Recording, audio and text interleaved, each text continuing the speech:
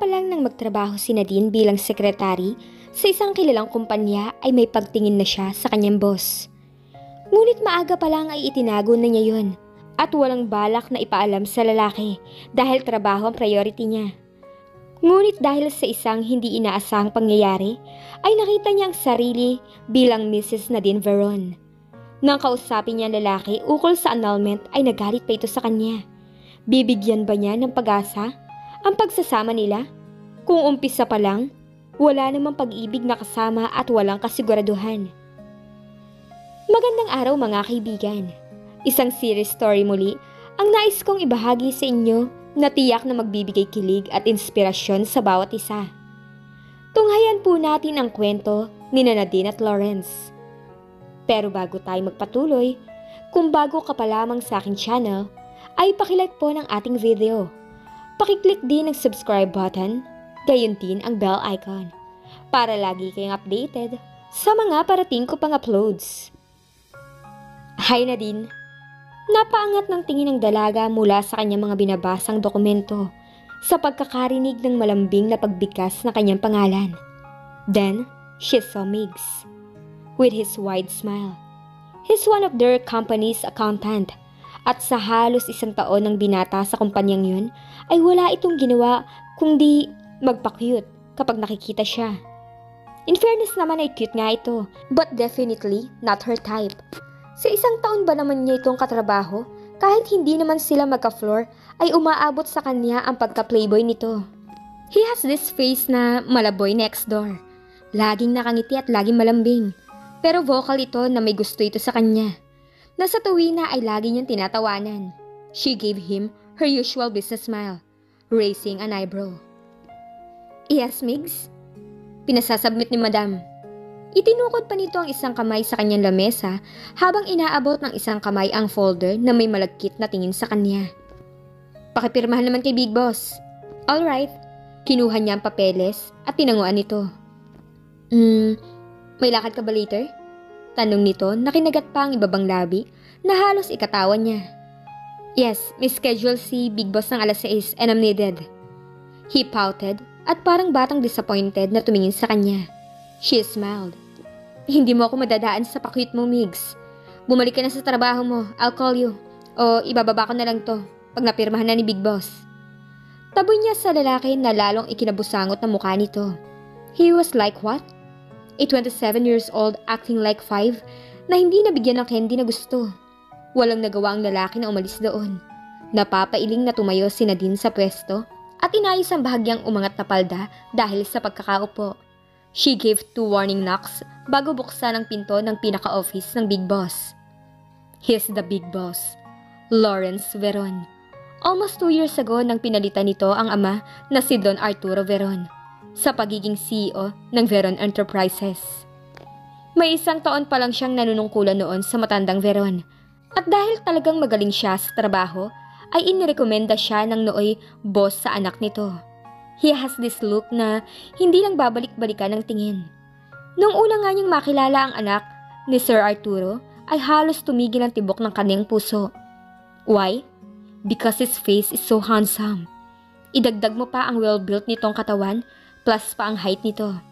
Ito yung tipong papangarapin ng lahat. Pero tapos na siya sa stage na yon.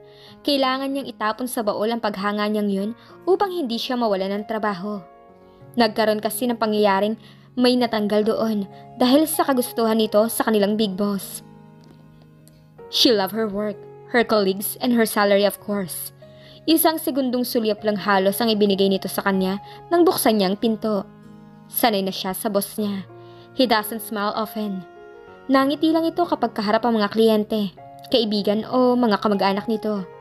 Sa halos 2 taon niyang paninilbihan sa Big Boss, ay halos alam na niya ang mood nito at kung kailan ito dapat kausapin. Sir, pinapipirmahan po ni Miss Cepilio from accounting. Inilagay niya ito sa ilalim ng ilan pang mga folders na nakapila para pirmahan ng binata. She excused herself when he nodded. Miss Velasquez. She stopped hearing his call. Yes, sir? Muli niyang lingon sa lalaki na halos ikasinghap niya nang makitang bahagyang nakangiti ito. Or was it her imagination dahil sa muling pagkurap ay poker face na naman ito? Coffee, please. Sure, sir. She prepared their coffee from their office mini kitchen. Kompleto yun ng mga kagamitan, ngunit madalas lamang nilang nagagamit ang coffee maker dahil hindi naman sila nakain doon. Nang matapos niyang isali ng kape ay tinimplahan niya yon ng creamer na naaayon sa panlasa ng lalaki. She was almost done. Ngunit laking gulat niya nang sa kanyang paglingon ay nakaupo ang boss sa lamesa doon. Kainis. She just bit her lower lip to avoid cursing loudly, lalo na nang nakitang nakatitig ito. Inilapag niya ang kape ng lalaki sa lamesa at umupo sa harap na upuan nito nang ituro nito yun. Nagpaalam ka na ba sa inyo na gagabihin ka? Tanong ng binata na hindi humihiwalay ang mga mata sa kanya bago bahagyang uminom sa baso nito. Umiling lang siya at bahagyang umiti. No need, sir. Wala namang mag-aalala kung di ako makauwi. He raised an eyebrow na tila ba nagtatanong kung ano ang ibig niyang sabihin. I'm leaving alone. Sabi niya habang hawak ng dalawang kamay ang baso. Kaya wala mag-aalala kung umuwi ako o hindi, sir.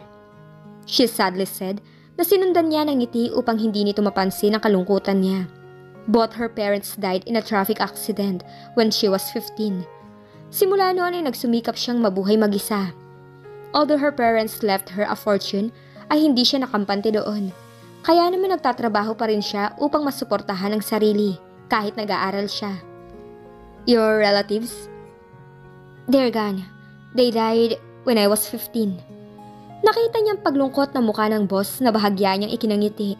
It was the first time he showed different emotion aside from his serious face. I'm fine, sir. You don't need to be sad for me. That was what? 10 years ago? She cheered him up. You want sandwich? Pag-iba niya ng usapan. Umiling lamang ang lalaki at nagpatuloy sa pag-inom nito ng kape. They have those little talk kapag wala silang masyadong ginagawa o pag hindi ngarag ang boss niya sa mga meetings nito. Noong una naaasiwa pa siya dahil sa paraan ng pagtitig ng binata. But then, nakasanayan na niya yon at kung anumang kaba ang lagi niyang nararamdaman ay iniignora niya. Matapos inumin ang kanilang mga kape ay bumalik na sila sa kanilang mga desk. Ayun nga at hindi na naman niya maistorbo ang boss sa pagkakayuko nito sa mga binabasang dokumento. It was exactly 5 p.m. when her boss moved out from his office. Nakahanda na rin siya, kaya naman ang lumabas nito ay kasunod siya bitbit ang bag. Yung mangilan-ngilan na naiwan sa office na bumati sa lalaki ay bahagya lang nitong tinanguan. She gazed at his back, smiling.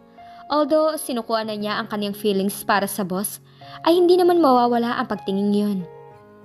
She is just keeping it hidden somewhere inside her, na hindi kailanman malalaman ng binata. Naramdaman ni Nadine ang pagtunog ng cellphone na nakalagay sa kanyang bag. She tried to ignore it dahil nahihiyang kausapin ang tumatawag habang nasa kotse siya katabi sa backseat ng boss. But the caller was really persistent at halatang di siya tatantanan hanggat di siya nasagot. She excused herself to answer it at baka mahalaga naman. Sure, please. Sabi pa ng lalaki. Mandy? She answered. Babae ka, tagal mo namang sagutin. She laughed. I'm sorry, kasama ko si sir papuntang meeting. What? Hanggang anong oras na naman yan? I'm possibly home before 10? Good. Nai-imagine pa niyang natango ito na kanyang ikinangiti. Nakita niya mula sa gilid ng kanyang mga mata ang bahagyang paglingon sa kanya ng katabi. Yep, my treat. Wala ka naman pasok bukas so I will not accept no for an answer. Napabuntong hininga na lamang ang dalaga. Fine, but expect me by 11. Uuwi pa ako. Alright. Rinig niya ang galak sa boses ng kanyang pinsan. Ito at ang mama nito ang natitira niyang kamag-anak. They supported her all throughout when her parents passed away. Dahil nag-iisang anak lang si Mandy ay naging super close talaga sila nito na tila magkapatid. Sige, make sure you go there with your friends, alright? Yes, ate. Then Mandy laughed. See you later, bye. See you. The meeting went well and the boss closed another deal. Doon talaga siya hanga lalo sa binata. He was so amazing in dealing with clients. Parang anumang sabihin ito ay mapapa-oo ang kahit na sino. It was 9:30 p.m. upon checking her wristwatch. Maaga pa para sa ipinangako niyang oras sa pinsan. Kailangan niyang bumalik sa office dahil nandoon ang sasakyan niya. She looked at her boss habang palabas sila doon. She smiled. Sanay na siya na laging nasa likod ng lalaki sa tuwing maglalakad sila ng sabay. Doon sinasawa niyang sariling titigan nito nang hindi siya naiilang. Hindi nakaligtas sa kanya ang paghangang ibinabato sa lalaki ng mga nadaraanan na sa tuwi na iniignora niya o iniignora nito. He's really handsome. Naalala niyang makita pa lang niya ito nung una ay tumatalon talaga ang puso niya. What more kapag tinitingnan at kinakausap pa siya nito. Nagtaka pa siya nang tumigil ang lalaki at walang babala na humarap sa kanya. Yes, sir? He looked at her intently, then broke a smile. I'll drive you home. Sir? Tanong niyang muli na bahagyang lumapit sa lalaki. Tama ba siya nang narinig o nag-i-imagine lang siya tulad ng madalas niyang gawin? She saw him sigh and move forward na talagang ikinagulat niya dahil inilapit pa nito ang muka sa tapat ng kanyang tenga. I said I'll drive you home, Miss Velasquez. Bahagyang napabuka ang kanyang labi at nanlaki ang mga mata. But she immediately calmed herself and bit her lips. Huwag na po sir, may sasakyan naman po ako. Ihatid mo na lang po ako sa office. Lumayo ito sa kanya na bahagyang nakakunot ang noo. Nakita niya ang pag-iling nito at pagngiti. You don't have a choice, Miss Velasquez. I told Maximo to get your car in the office. Banggit nito sa personal assistant nito na kasunod kahit saan. Malamang nasa bahay mo ng kotse mo. I need to go somewhere at mas kakain ng oras kung ibabalik pa kita sa tower.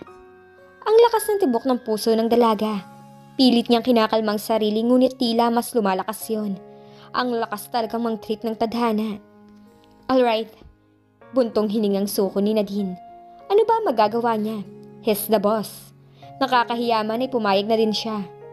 She saw him grin and walk. She was sitting silently in the passenger seat habang ito naman ang nagdadrive. Never in her dreams na naisip niyang ihahatid siya ng boss. She looked at him na nooy focus lamang sa kalsada. Lumingon ito nang marahil ay maramdaman ang kanyang pagtingin nang nakangiti na agad na nagpangiwi sa kanya. He raised an eyebrow and looked in front. What is that for? Lumingon itong muli at tiningnan ang kanyang pangiwi. She looked away but still tense. Kasi po sir, I never imagined you driving me home. Tumungo siya. Nakakahiya. He chuckled. It's too late. Besides, ako naman ang may kasalanan kaya na-late ka nang uwi ngayon. Umiling siya at ngumiti. It's part of my job, sir. Ang isa pa, bayad naman ako. She heard him laugh. Knowing her boss ay talagang namamangha siya ngayon sa lalaki.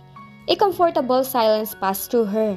Nakangiti lamang siyang nakatingin sa labas ng bintana habang nasa durasyon ng biyahe. Nang lumiko sila sa subdivision na tinitirhan niya, ay namangha siya na alam nito yun. She never instructed him where to go, but he perfectly know it, na tila ba ilang beses na ito galing doon. Kung sa bagay matagal na niyang boss ito, baka inalam talaga nito yon as part of his work. Nang tumigil na sila sa labas ng bahay niya, ay nagdalawang isip pa siya kung aalukin niya itong pumasok. But out of courtesy. Gusto mo magkape sa loob, sir? He looked at her and gently smiled. Next time siguro, may lakad ka pa diba? Next time? She wished, pero duda siya doon. Alright, thank you sir. Mag-iingat ka sa pagdadrive. Tumango ito bago siya bumaba ng sasakyan. Go inside. Utos pa nito nang tumayo lang siya doon para sana hintayin itong umalis. Sumunod naman siya sa lalaki at nang isinara na niya ang pinto nang makapasok ay doon lamang niya narinig ang paalis na paghugong ng sasakyan nito. Come on Nadine, let's get drunk tonight.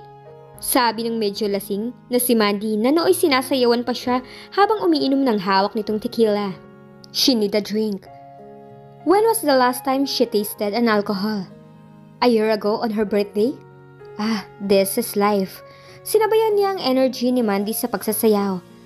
Dala na rin ang ilang inom ng alak na kanyang nainom. Ay ramdam niya na talagang tinatablan na siya. She felt so free. Dahil sa dami ng tao doon, hindi na nila napapansin ang halos palibutan na sila ng tatlong lalaki. Napataas pa ang kanyang kilay ng isang tila foreigner ang kanyang nasa harap na may mapang-akit na mga ngiti. Sanay na siya sa ganon. Alam niyang maganda siya dahil sa mga lalaking tila bubuyog na laging umaaligid sa kanya. She also have the what they called a Coca-Cola body na kinaiinggitan ng kababaihan at pinaglalawayan naman ng mga kalalakihan. She's beautiful, yes. Ngunit siya yung tipong hindi makakagala o makakapasok sa trabaho ng walang make-up. Why? Well, She has this baby face na kapag walang ayos ay mukhang teenager. Hinayaan lamang niya ang lalaki na sumayaw sa harap niya. But when she felt him touch her arm, ay tinabig niya yun at umiling. She looked around and saw Mandy with her friends. Lalapit na sana siya sa mga ito nang hinawakan siya sa baywang ng lalaki. Mabilis niya itong naitulak at iiling-iling siyang umalis sa dance floor. Kainis. Iba pa naman ang feelings kapag napapadikit siya sa katawan ng mga lalaki, lalo na kapag alam niyang sadya yun. Feeling niya ay nabastos siya. Kumuha siya ng isang order ng tequila. Nakailan na ba siya? 3? Bakit feeling niya ay nalulunod at nahihilo na siya? No, hindi na ata siya sanay. Samantalang dati ay patagalan pa sila ni Mandy. Nang lumingon siya sa dance floor, ay naiiritang ibinalik niya ang tingin sa baso dahil nakita niya ang palapit na foreigner na lalaki. Bakit ba hindi makaintindi ang isang ito? Napatingin tuloy siya sa damit niya. Maayos naman ang suot niya. She made sure she wore a decent dress. Or was it because of the dress na hindi umabot sa kalahati ng binti niya? Hi! Gusto na sana niyang sungitan ito. Hindi niya gustong pansinin ng lalaki at ininom na lang ang alak. Can I invite you somewhere to have fun? Umupo ito sa stool sa kanyang tabi at dumikit lalo sa kanya. She ignored him. Bahala siyang magmukhang hibang. Babe, hey! Babe?